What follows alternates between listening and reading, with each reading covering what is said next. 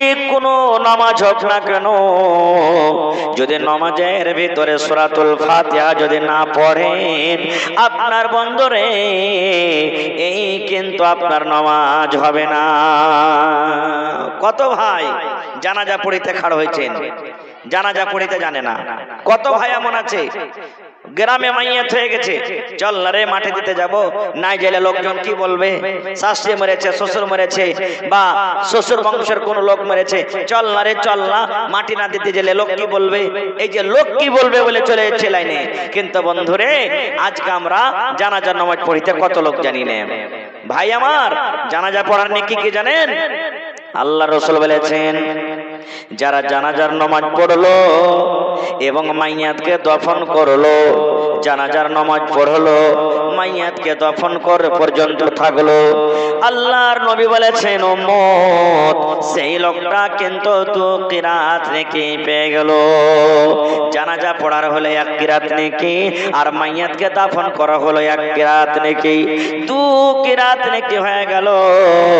একজন সাহাবী বলছেন, হুজুর কিরাত কি জিনিস আমরা বুঝতে পারলাম না, কিরাত কাকে বলে আমরা বুঝতে পারলাম না। নবী আমার বললেন, সাহাবী রে, এক কিরাত মানে এক উহুদ পাহাড়ের বরাবর। যদি আমার কোন উম্মত জানাজার নামাজ পড়ে, এক উহুদ পাহাড়ের সমান নেকি পেয়ে গেল রে।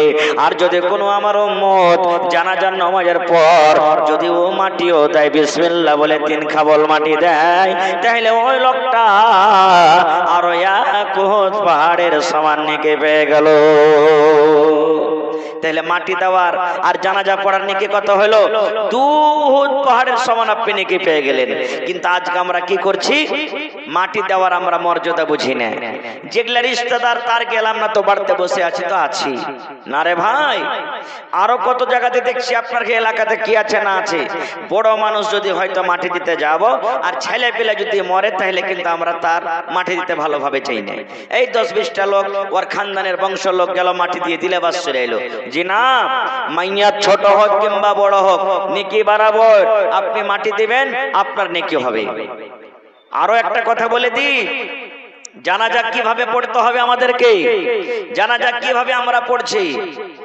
জানাজা পড়ার তারিখে শুনেলেন বন্ধু, আল্লাহর নবী বলেছেন, যখন মাইয়াতকে সামনে রেখে ইমাম সাহেব জানাজা শুরু করবে, আল্লাহু আকবার বলে বুকে হাত বাঁধবে। আপনি আল্লাহু আকবার বলে বুকে হাত বাঁধেন। বুকে হাত বাঁধার পর কোন দোয়া পড়বেন বলেন তো? জি, আর কেউ বলেন কি পড়বেন? এখানে বায়াত বাণী পড়বেন না? বায়াত বাণী পড়তে হবে না এখানে, শিখেন ভালো করে, শরীয়তের কথা বলছি। জানাজার নামাজে বায়াত বাণী নাই। জানাজার নামাজ পড়বেন, বায়াত বাণী পড়িতে হবে না আপনাকে। আল্লাহু আকবার বলে বুকে হাত বাঁধলেন, আউযু বিল্লাহি মিনাশ শাইতানির রাজীম, বিসমিল্লাহির রহমানির রহিম পড়ে সূরাতুল ফাতিহা ডাইরেক্ট আপনাকে পড়িতে হবে। আর সূরাতুল ফাতিহা পড়ে বিসমিল্লাহির রহমানির রহিম পড়ে আর একটা আপনি সূরা পড়েন। আবার আল্লাহু আকবার বলে বুকে হাত বাঁধেন। কয় নম্বর তাকবীর হলো? প্রথম নম্বর তাকবীর পড়ে আউযু বিল্লাহ বিসমিল্লাহ পড়ে সূরাতুল ফাতিহা, তারপরে একটা সূরা। আবার আল্লাহু আকবার বলে বুকে হাত বাঁধলেন। এখানে কি পড়বেন? দুরূদ শরীফ পড়তে হবে। আল্লাহুম্মা সাল্লি আলা মুহাম্মাদিন ওয়া আলা আলি মুহাম্মাদ কামা সাল্লাইতা আলা ইব্রাহিম ওয়া আলা আলি ইব্রাহিম ইন্নাকা হামিদুম মাজিদ। আল্লাহুম্মা বারিক আলা মুহাম্মাদ ওয়া আলা আলি মুহাম্মাদ কামা বারাকতা আলা ইব্রাহিম ওয়া আলা আলি ইব্রাহিম ইন্নাকা হামিদুম মাজিদ। 2 তাকবীর হয়ে গেল। আল্লাহু আকবার বলে আবার বুকে হাত বাঁধলেন। এবার কি পড়বেন? জানাজার দোয়া পড়বেন। কোন দোয়া পড়বেন? জানাজার দোয়া পড়বেন, যেটা আমরা মাশহুর দোয়া পড়েছি। আল্লাহুম্মা গফির লি হাইয়িনা ওয়া মাইয়িতিনা ওয়া শাহিদিনা ওয়া গায়বিনা ওয়া সাগীরিনা ওয়া কাবীরিনা ওয়া যাকারিনা ওয়া উনসানা। আল্লাহুম্মা মান আহইয়াইতাহু মিন্না ফাআহইহি আলাল ইসলাম ওয়া মান তাওয়াফাইতাহু মিন্না ফাতাওয়াফাহু আলাল ঈমান।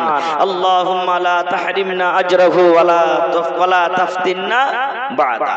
এই দোয়া পড়লেন আপনি। আল্লাহু আকবার বলে আবার বুকে বাঁধলেন। কয়টা তাকবীর হলো? চারটে। এবার আপনি আসসালামু আলাইকুম ওয়া রাহমাতুল্লাহ, আসসালামু আলাইকুম ওয়া রাহমাতুল্লাহ সালাম ফিরে দিলেন, জানাজার নামাজ পড়া হয়ে গেল। এবার কোন জায়গাতে দেখবেন ইমাম সাহেব যদি শুধু ডাহিন দিকে সালাম ফিরে দেয় আসসালামু আলাইকুম ওয়া রাহমাতুল্লাহ, আর বাঁ দিকে যদি না ফিরে, তাহলে ওই জায়গাতে লড়াই করতে হবে না। সালামুল ভিতর কপালে ব্যাম লটকেছে নাকি? হ্যাঁ, সারা জীবন দুদিকে সালাম ফিরে হয়ে আইলো, আর তুই একদিকে সালাম ফিরে দিলি, ওটাও হাদিস আছে। একদিকে সালাম ফিরে তা হবে, দুদিকে ফিরে তা হবে, কিন্তু হ্যাঁ আমাদের এলাকাতে বেশিরভাগ দুদিকে সালাম ফিরে। তো কোন ইমাম যদি একদিকে সালাম ফিরে, তো ইমামকে বলতে হবে যে ভাই আজকে আমি এক সালামে নামাজ পড়াবো, তাহলে ঝগড়াটা হবে না। হবে কি না? হলে একদিকে সালাম ফিরাও মাইয়াতলে সামনে চলে যাবে, আর একদিকের কার মানুষ ইন্তজার করবে কখন সালাম ফিরবে। হে, এদিকে কি সালাম টালাম ফিরবে না নাকি? ইন্তজার করবে ও। ভাই আমার, এটা হলো কি জানাজা পড়ার তরিকা। তো বন্ধুরে আমার, আল্লাহর নবী বলেছেন, হে আমার উম্মত রে, দুনিয়ার কোন নামাজ তোমার হবে না যতক্ষণ পর্যন্ত নামাজে তুমি সূরাতুল ফাতিহা তেলাওয়াত না করবে। একটা ফজিলত হয়ে গেল। আরেকটা সুবহানাল্লাহ, আরেকটা ভালো করে ফজিলতের কথা শুনেন। আল্লাহর নবীর জামানাতে একজন সাহাবী নিজের ফৌজকে নিয়ে কিছু সাহাবায়ে কেরাম লড়াই করতে চলে গেলেন, যুদ্ধ করতে চলে গেলেন, বা ওয়াজ নসিহত করতে তাবলীগের কামে চলে গেলেন কোন জায়গাতে। ওয়াজ নসিহত করে, লড়াই করে, যুদ্ধ করে এবার বাড়ির দিকে রওনা হয়েছে, বাড়ি আসবেন। একটা গ্রামে ঢুকলো, গ্রামে ঢোকা পর ওই গ্রামের লোকেরাকে বলল, ভাইরে আজ রাতের মতন তোমরা কি গ্রামে আমাদেরকে থাকতে দিবে? ওরা বলতে লাগলো, তোমরা মুসলমান আছো, তোমাদেরকে গ্রামে থাকতে দেব না। খুব ভালো করে শুনবেন হাদিসটা ভাই, ভালো করে দামি জিনিস বলছি আপনাদেরকে। এই সূরাতুল ফাতিহা কি জিনিস, মায়েরা খালারা আপনারা শুনবেন। মুসলমানেরা গ্রামে চলে গেল, ওই গ্রামটা ছিল ইহুদিদের গ্রাম। ওরা বলতে লাগলো, আমরা মুসলমানকে জায়গা দেব না, রাত্রে থাকতে দেব না। মুসলমানেরা গ্রাম পার হয়ে বাহিরে একটা তাম্বু টাঙ্গে ওরা থাকতে লাগলো। কিন্তু ওই গ্রামেরই যে মোড়ল সর্দার, গ্রামের নাম করা মানুষ, ওকে বিষাক্ত জানোয়ার হয়, বিচ্ছু হয়, আর না হলে সাপ হয়, ওকে সাপে কামড়ে নিয়েছে। যে গ্রামের লোক থাকতে দিলে না মুসলমানেরাকে, ওই গ্রামের মোড়লকে সর্দারকে বিষাক্ত জানোয়ার, সাপে বা কোনো জিনিস এই ধরনের জানোয়ারে কামড়ে নিয়েছে। তখন তো এরকম দুনিয়ার মতন হসপিটাল ছিল না। তাড়াতাড়ি গেলে, চল রে পূর্ণিয়া নিয়ে চল, আরারিয়া সদর হসপিটাল নিয়ে চল, পূর্ণিয়া সদর হসপিটাল নিয়ে চল, এই ধরনের ছিল না গো ডাক্তার। তখন ওরা ঝাড়ফাড় বেশি করতো, ভালো কিন্তু হয় না। একজন তখন বলছে যে হ্যাঁ হে, এই মুসলমানেরা কিছুক্ষণ আগে যে আমাদের গ্রাম থেকে চলে গেল, তো চল তো ওরাকে জিজ্ঞাসা করে দেখি ওরা কিছু জানছে কিনা, যদি পারে এলাজ করতে তো ওরাকে বলবো। একটা লোক তখন বলছে যে ওরাকে গ্রামে থাকতে দিলি না, আর তোরকে মোড়লকে এসে ওরা এলাজ পানি করবে। বলছে চল না দেখি বলে হাঁটতে হাঁটতে হাঁটতে যখন চলে গেছে, যাওয়ার পর তখন বলছে যে মুসলমান ভাইরা, আমাদের গ্রামের সর্দারকে সাপে কিংবা বিষাক্ত কোনো জানোয়ারে কামড়ে নিয়েছে ভাই, হে তোমরা কি আর এলাজ জানো? একজন মুসলমান বলছেন যে হ্যাঁ জানি এলাজ, কিন্তু ফ্রিতে এলাজ করবো না। এলাজ জানি কিন্তু ফ্রিতে এলাজ করবো না। তো কি লিবে জি ভাই? না তো মজুরি লিব। মজুরি কি লিবে? না তো বকরি লিব। কতটি বকরি?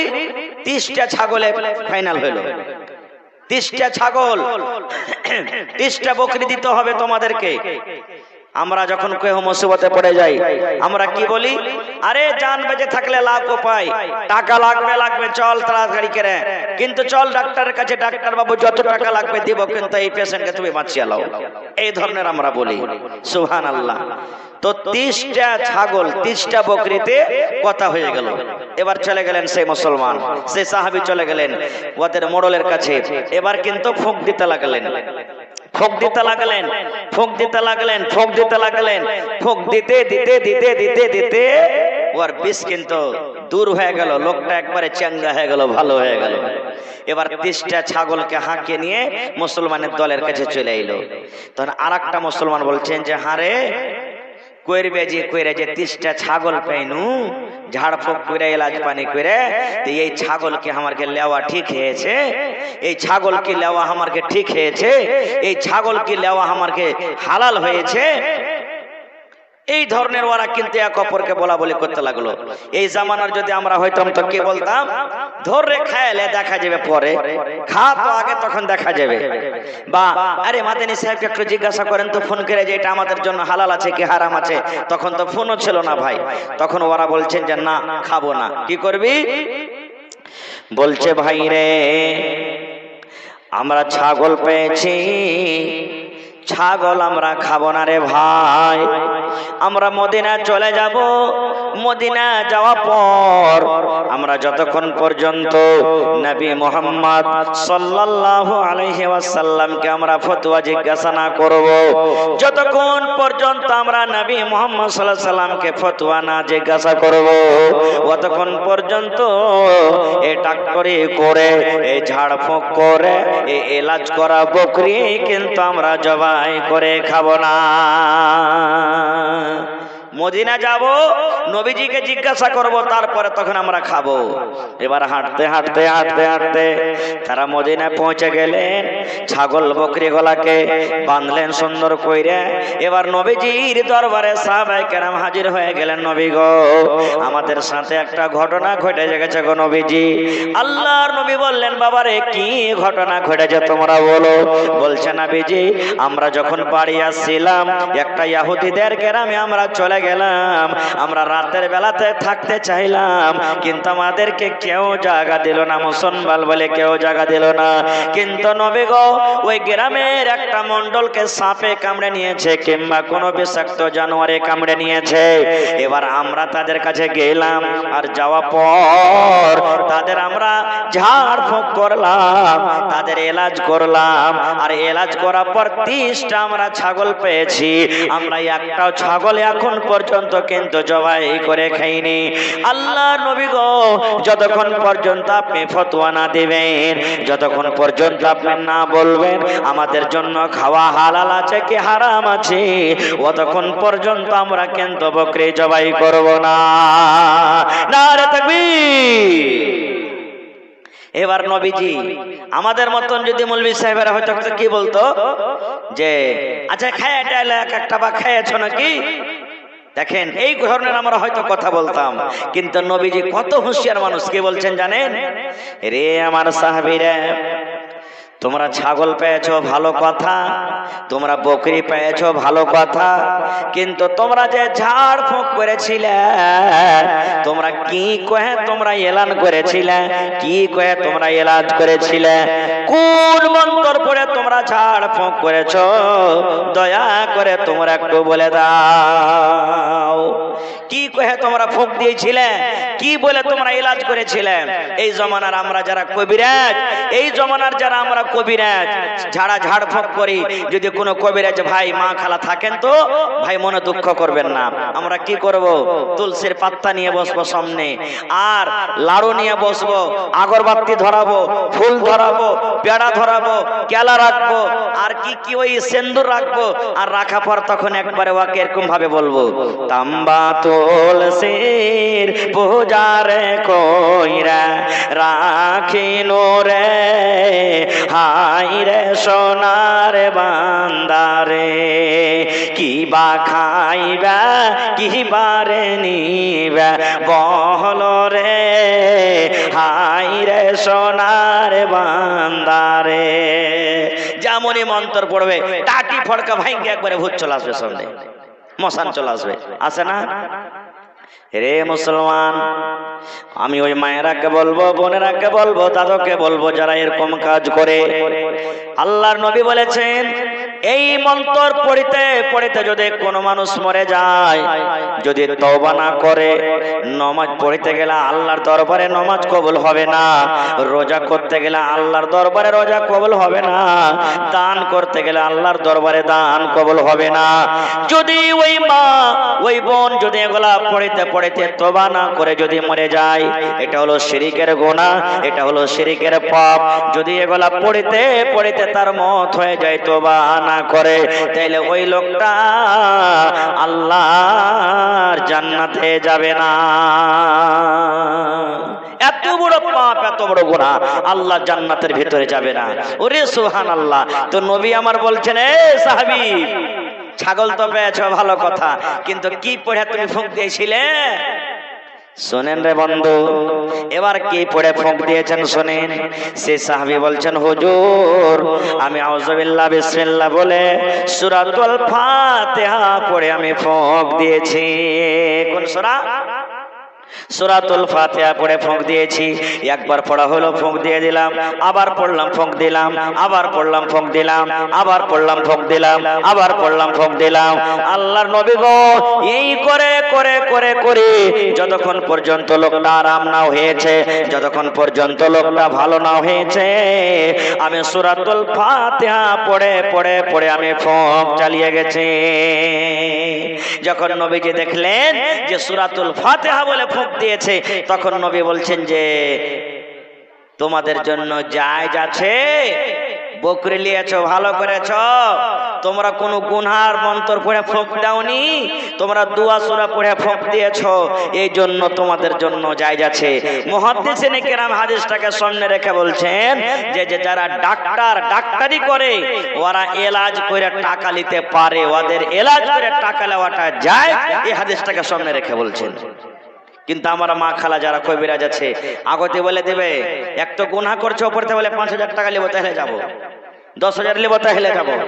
ভালো কথা, 2,000 লেন, 5,000 লেন, 10,000 লেন, মানা নাই, কিন্তু শরীয়ত বিরোধী মন্ত্র পড়ে ফুঁক দিতে হবে না রে বহিন। এ আমার ভাই, যেটা মাসুরা, সহি দোয়া, কোরআন, এই সমস্ত জিনিস বলে আপনি ফুঁক দিতে পারেন, এর এলাওয়া আমার আপনার ফুঁক দেওয়া চলবে না। তা আমার বলার উদ্দেশ্য হাদিসটা হলো এই যে সূরাতুল ফাতিহার দাম কত রে ভাই, যে সূরাতুল ফাতিহা পড়ে 20 পর্যন্ত ভালো হয়ে গেছে। আহা, আর একটু আগে চলেন। এবারে সূরাতুল ফাতিহাতে কি আছে, সূরাতুল ফাতিহার ভিতরে কি লুকা আছে? আমরা সূরাটা জানছি কিন্তু সূরাটার মানে জানি না। জানছি কয়টা লোক আমরা জানি সূরাটার মানে? যারা হয়তো পড়ালেখা মানুষ আমরা তারা জানছি, কিন্তু সবাই জানি না। কিন্তু নামাজে পড়ছি, বারবার পড়ছি, কিন্তু তার মানে জানি না। এবার যে জিনিসটার মানে জানবেন আর জানা পর যদি আপনি পড়েন, ওর মজা আলাদা হবে না? হবে না? মজা আলাদা।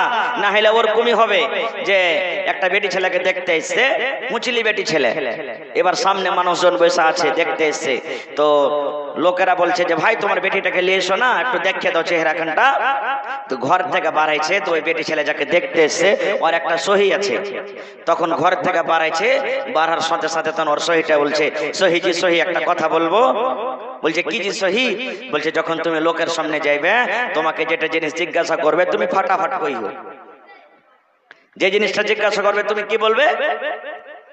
ফাটাফাট বলবে। ফাটাফাট বলার মানে হলো কি যে তুমি ডরাইও না, থড়বড় করিও না, সহি সহি জবাবটা দেবে। এটা না উদ্দেশ্য ছিল। ই হুঁচলি বেটি ছেলে কি করেছে, সামনে এসেছে, আসসালামু আলাইকুম, ওয়ালাইকুম সালাম দিয়ে বসেছে। বসার পর তখন বলছে যে আরে বাবা তোমার নাম কি? তো কইছে হার সহি তো কয়েছে যে যেটা যেটা জিজ্ঞাসা করবে ফাটাফাট কহিস। তো যখন লোকজন ওকে বলেছে তোমার নাম কি, তো বলছে আমার নাম হলো ফাটাফাট। তো লোকেরা বলছে যে ফাটাফাট কেমন নাম রে ভাই? যা হইলো তা হইলো। বলছে তোমার বাপের নাম কি? বলছে আমার বাপের নাম হলো ফাটাফাট। বলছে যে তোমারও নাম ফাটাফাট, তোমার বাপের নাম ফাটাফাট। এবার এটা হলো হলো। আবার বলছে যে পড়ালেখা করেছো কতখানি? বলছে ফাটাফাট। এ বলেন এই ধরনের বেটি ছেলেকে কেউ বহু করবে? কেউ বহু করবে না। তো ভাই বলার উদ্দেশ্য, যে জিনিসটার আপনি মানে জানেন, ওই জিনিসটা যদি আপনি নামাজে পড়েন, চোখ দিয়ে আপনার পানি ঝরতে লাগবে। কি পড়ছেন নামাজে? ওরে সুবহানাল্লাহ, সূরাতুল ফাতিহাকে দুই ভাগ করা হয়েছে রে বন্ধু। কয় ভাগ? দু ভাগ করা হয়েছে।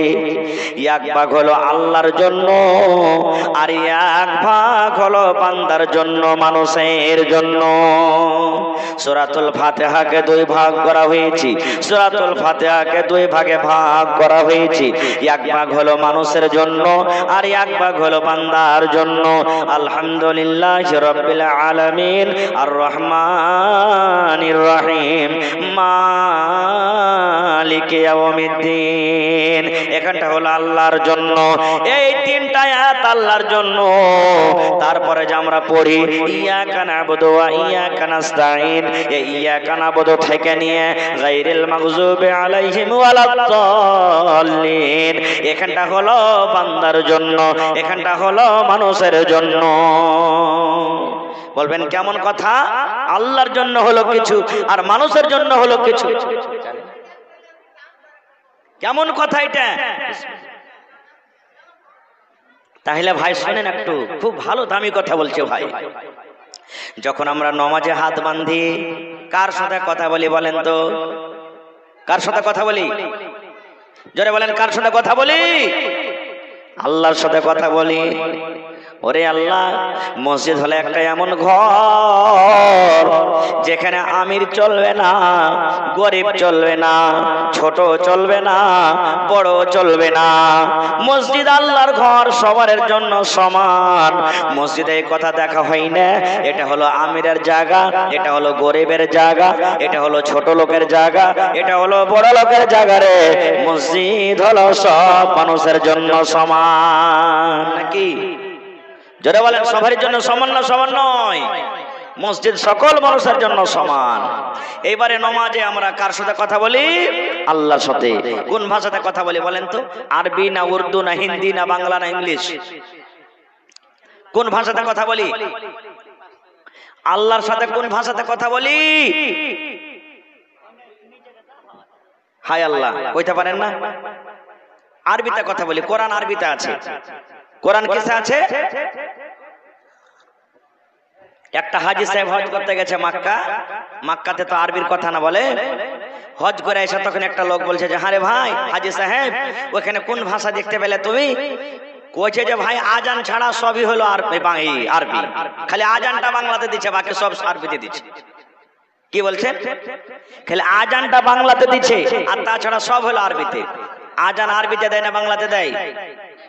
আল্লাহু আকবার, আল্লাহু আকবার, এটা হলো আরবি কথা। আল্লাহ সব থেকে বড়, আল্লাহ সব থেকে বড়। মানে আজানটা কিরামে শুনে শুনে শুনে সাত না হয়ে গেছে ওর। তো এই লেগে ও কইছে যে আজানটা খালি ওখানে বাংলাতে দিচ্ছে, তবে সব আরবি। বন্ধুরে আমার, আল্লাহ রাব্বুল আলামিনকে আরবি ভাষাতে আমরা বলছি ভাই রে, আজকে দুনিয়াতে যদি ইংলিশ না জানেন আপনার দুনিয়াতে ভ্যালু নাই। দুনিয়াতে যদি ইংরেজি না জানেন দুনিয়াতে আপনার মানুষেরা ভ্যালু দেয় না। কিন্তু নবী আমার বলেছেন কিয়ামতের দিন আপনার আরবি ভাষা চলবে, আপনার ইংরেজি ভাষা চলবে না রে ভাই।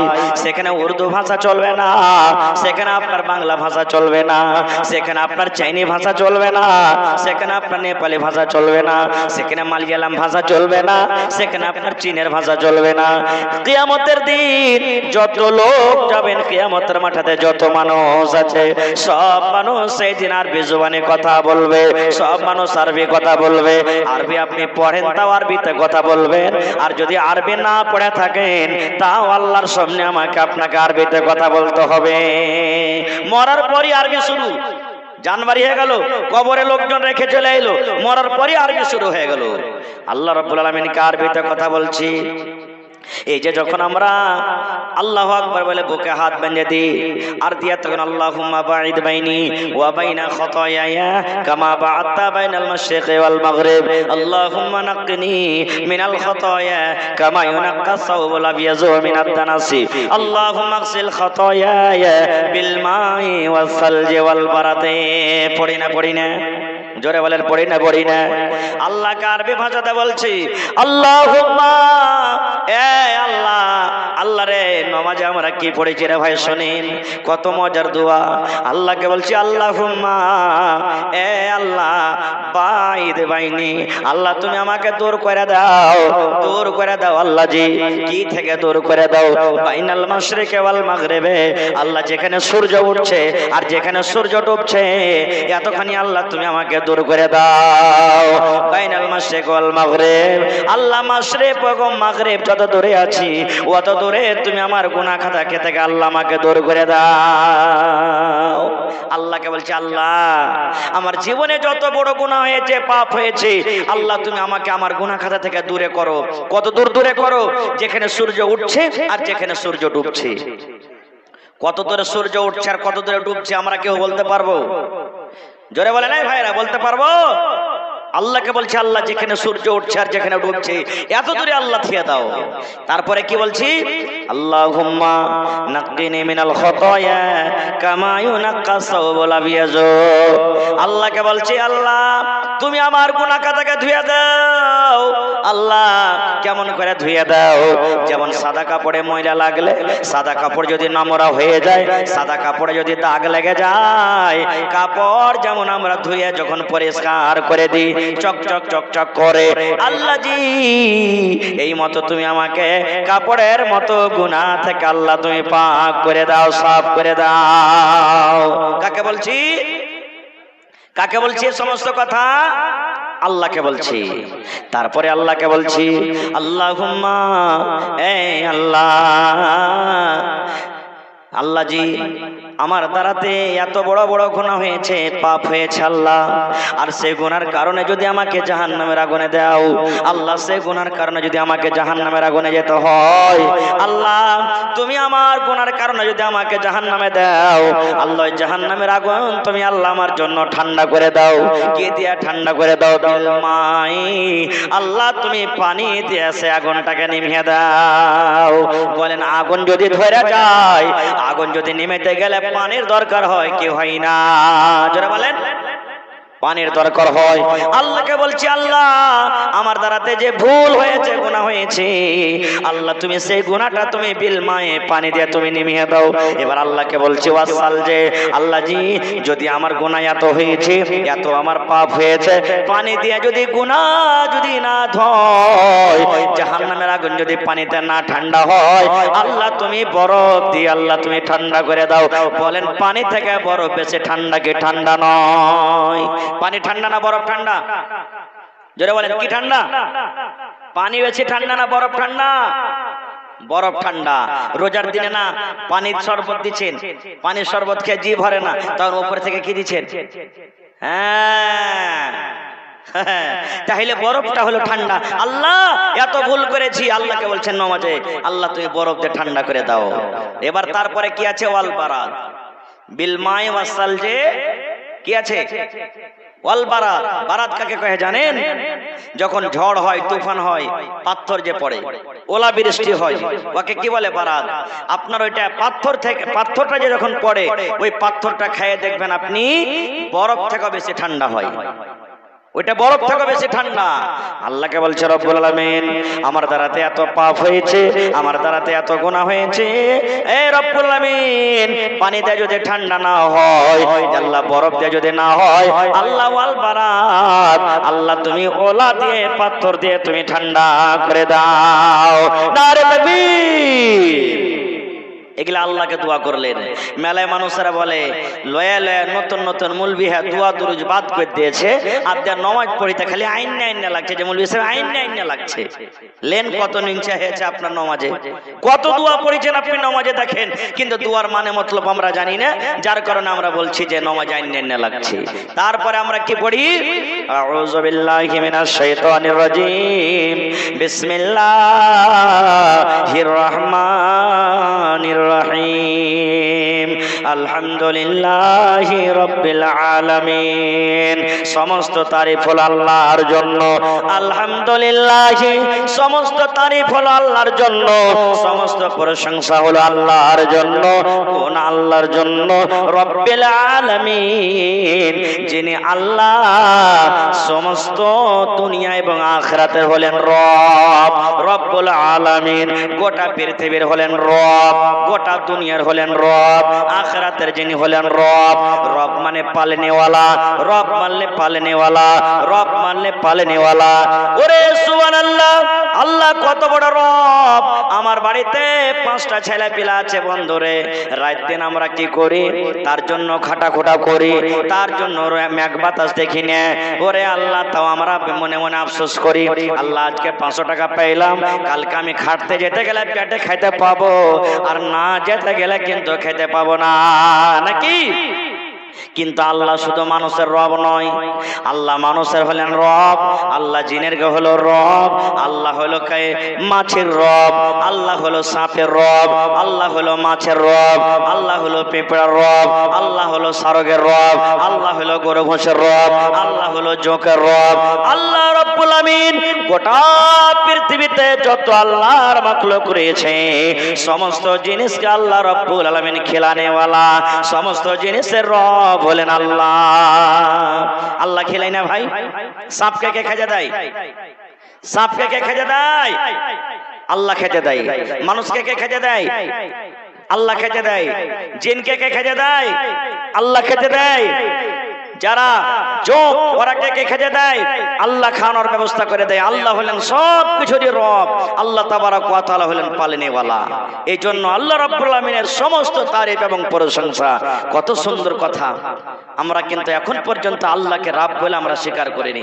এখন পর্যন্ত আল্লাহ তাবারক ওয়া তাআলাকে আমরা রব বলে আমরা মানি না। তারপরে 2 নম্বরে আর রহমানির রহিম। আল্লাহ হলেন রহমান এবং আল্লাহ হলেন রহিম। আল্লাহ রহম করনেওয়ালা, আল্লাহ দয়া করনেওয়ালা, আল্লাহ রহম করনেওয়ালা। আর রহমানির রহিম, আল্লাহ হলেন রহম করনেওয়ালা, আল্লাহ রাব্বুল আমিন হলেন দয়া করনেওয়ালা। এবার বলেন ভাই, আপনাকে আমি 5,000, 2,000, 1,000, 4,000 করে মাঝে মাঝে দিতেই আছে মনে করেন। আর হঠাৎ করে আমার টাকার দরকার লেগে গেল। আপনাকে যদি বলি এ ভাই আজ টাকার দরকার লেগেছে ভাই, তুই 5,000 টাকা আমাকে দে তো। এবার আপনি কি বলছেন? ভাই রে টাকা কিন্তু আমার কাছে নাই, দিলেন না। আমার মন খারাপ হবে না? হবে না? আমি কি বলবো? সারা জীবন তোর কাম কাজ চালিয়ে দিন, আর আমার দরকার হে তুই 5,000 টাকা দিতে পারলি না। জোরে বলেন, করবো কি করবো না? আমার আপনার বেটা দিল্লি, পাটনা, পাঞ্জাব খাটতে চলে গেল, আর দিল্লি খাটতে যায় 50,000 টাকা ইনকাম করে নিয়েছে, আপনাকে না দিয়ে পড়োশের একটা লোকের হাতে দিয়ে দিলে। এরকম বেটাকে আপনি বাড়িতে রাখবেন? জোরে বলেন, রাখবেন? রাখবেন না। কিন্তু রে সুবহানাল্লাহ, আল্লাহ হলেন কত বড় রহমান, আল্লাহ রাব্বুল আলামিন কত বড় দয়া করনেওয়ালা। ওরে আল্লাহ, ওরে সুবহানাল্লাহ। ভাই শোনেন, আল্লাহর নবী বলেছেন ইব্রাহিম নবীর বাড়িতে একটা মেহমান চলে এসেছে, ইব্রাহিম নবীর বাড়িতে একটা কুটুম চলে এসেছে। ওরে সুবহানাল্লাহ, ইব্রাহিম নবী মেহমান পেতে গেলে খুশি হয়ে যেতেন। মেহমানের বাড়িতে মেহমান এসেছে ইব্রাহিম নবীর বাড়িতে। এবার ইব্রাহিম নবীর বাড়িতে যেটা মেহমান সেটা কিন্তু মুসলমান নয়, সেটা হলো মাজুসি, আগুনের পূজা করনেওয়ালা।